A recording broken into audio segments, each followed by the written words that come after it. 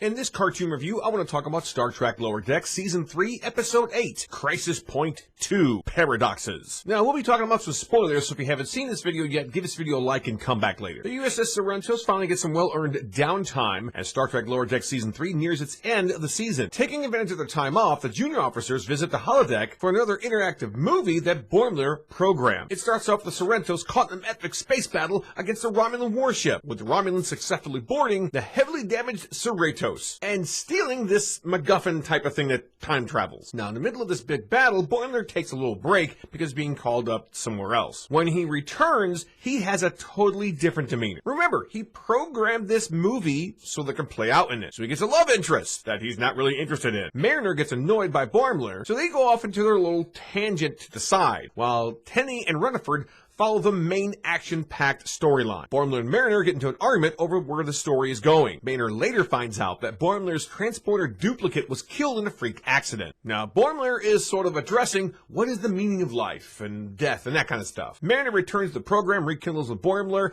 He kind of takes him on this path to the end of time type of thing. Very similar to Star Trek V, the original series, when they go into the ends of space, try and find God or something. And somehow, one way or another, Boimler finds himself transported to a vision of Idaho, where he looks at the mailbox and it says Captain Kirk. He goes onto this ranch and finds Captain Sulu, voiced by the original actor, George Takei. Oh my. At first, Boimler is confused as to how he got there because he didn't program that particular place into the whole thing, and Sulu tells him that he's lost many of his friends, which, ironically, he has from the original Star Trek series. And that's just the way life is sometimes. So Boimler gains a newfound appreciation for his life, speaking with this veteran Starfleet officer. And I love how all the main characters say, oh my god, they can't stand it when there's a cliffhanger. And it just so happens there is a cliffhanger. Boimler's duplicate has actually faked his death in order to join Section 31, a different branch of the Starfleet with a devious new agenda potentially to be explored